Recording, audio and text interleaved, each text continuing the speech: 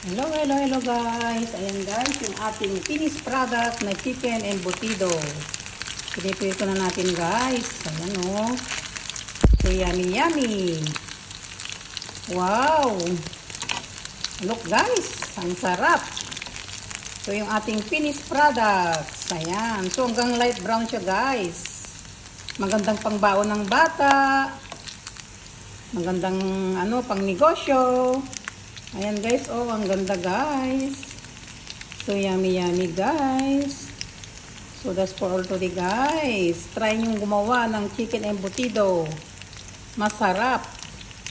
Simpleng lang yan guys. Simpleng recipe lang yan. So subukan nyo. Magandang pang negosyo. Magandang pang baon ng bata. Mga anak natin. Saka simple lang yung ingredients, mura lang. Malinis pa siya guys. 100% malinis. Kasi yung manok, nahugasan talaga.